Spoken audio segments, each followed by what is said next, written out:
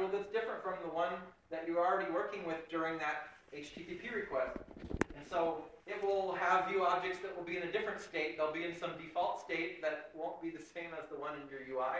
And you might get lucky and something might work, but more times than not, you'll end up getting strange, hard to debug errors because you use this technique.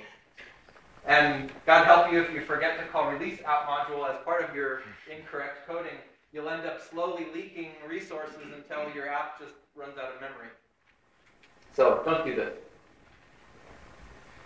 Another thing that may have bitten you, there's a documented restriction on the AF table or table component that it's not very happy if you change the primary key on a row that it's trying to edit. So that could be that you're allowing a user to create a new row in a blank table and the user fills in the primary key by hand. Or it could be a row that already exists and they modify the primary key. The table's just not going to work correctly in that scenario. So what we're working on an idea to hopefully make that work in the future, but in the meantime, what I recommend is using sequence-populated surrogate keys. They may need to be supplemented by a natural key that your end users are familiar with, like a SKU number or something that to them they think of as the unique ID. And when you do that, you can define an alternate key on your entity object that allows you to quickly look up by the alternate key as well. We'll see an example later how those alternate keys can be used through services, so that if you want your service clients to work with a book and pass in the SKU number, the service can still insert, it can still update and delete rows using that alternative key instead of the sequence-generated number that's just there to provide some system-assigned value. Another point is that when you are building view objects that join multiple reference entities, make sure that you don't include the reference entity attributes as part of the view row key. Because that means if you have an employee view object with some reference department information, if you happen to change the department number and it's part of the key just changed. Because the key had 2 attributes in it, one of which you just changed from 10 to 20. That will cause your table to stop working correctly if you are changing any part of the multi-attribute key. So stick with sequence-populated keys whenever possible. Okay, so the next thing we'll talk about is regions. So regions are basically a reusable spot on a page whose UI is governed by a bounded task flow. And I wanted to point out the fact that it's counterintuitive, and maybe it was something that should have been implemented a different way, and it was probably too hard to do it the way that you thought it should have been. But when you have a page with many regions in it, often those are regions that probably aren't displayed to the user because they're on like some 10 tabs that are hidden, or they're in a pop-up that you haven't popped up yet. So the view controller layer isn't really able to pay attention to which pieces of UI are viewed currently by the user and which ones aren't. So if you have a page definition with 15 regions in it, it's going to process all 15 regions, which could kick off queries and do a bunch of things you don't want to happen. So it takes a little bit more work using a feature called dynamic regions, where the actual region that will be rendered is kind of one level removed in a bean property. And you could make it be the empty task flow or the real task flow you want, depending on when you want it to actually be processed or not. It takes a little bit extra work, but for a complex page with lots of regions, it can make a huge difference to the performance to only really process the region that your user can see. Because they might visit your page, there could be 10 things they might see, but they don't actually click on. And so they shouldn't pay any performance price for things that they haven't visualized yet. Another case is using a region inside of a pop-up. If anybody's ever tried that, I personally tried that before I discovered that there was a white paper written by one of the developers who works on that feature. And I gave up after 3 times. It was just much too complicated to do, because there's quite a few little tricks you had to know to get the task flow to work correctly in a pop-up. But from my experience, it was like one of the first things a customer would try. Build up an edit screen on top of a table to pop up, or a creation form on top of it.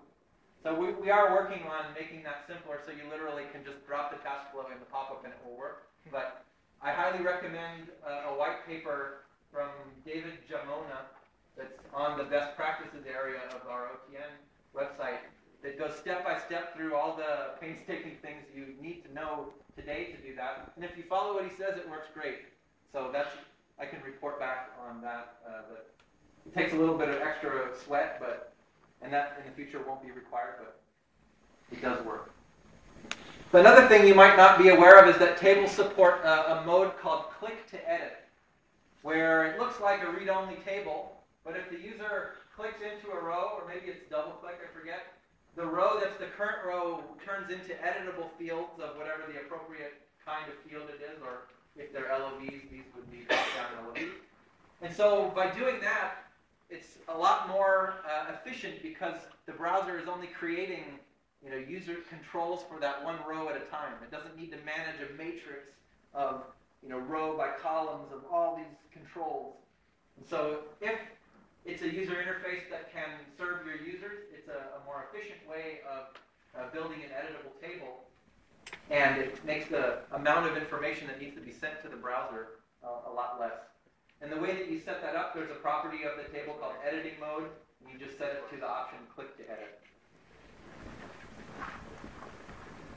So I'll talk next about an idea that would allow a user interface to display changes to data that have happened asynchronously by perhaps a C++ update or update from a forms application or a BPL process.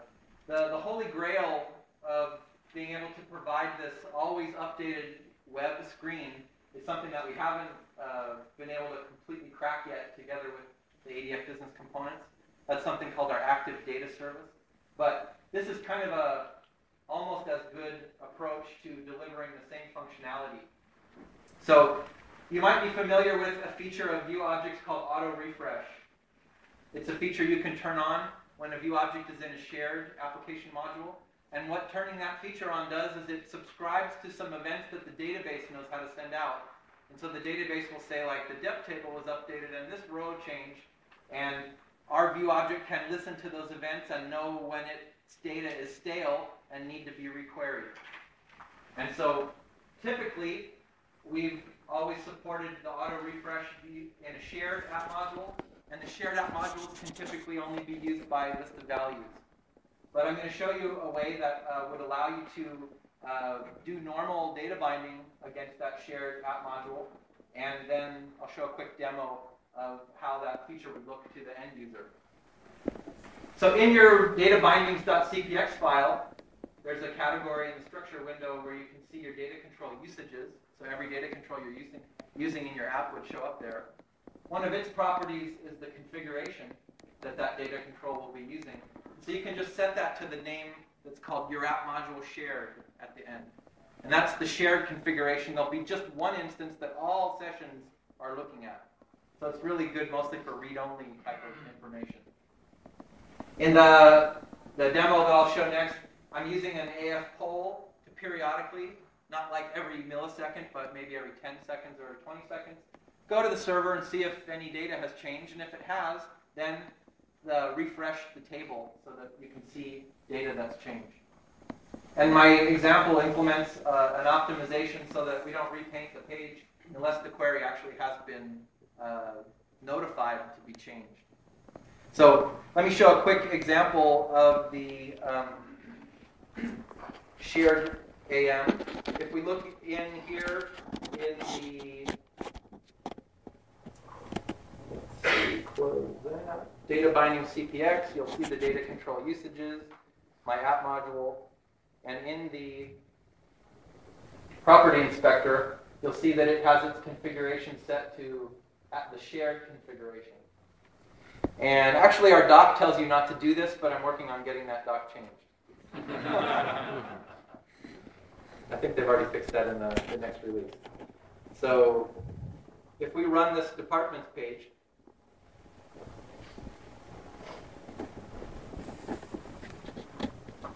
and I get out my trusty, well, actually I wanted to show them two different browsers, so I'll also start up Google Chrome here.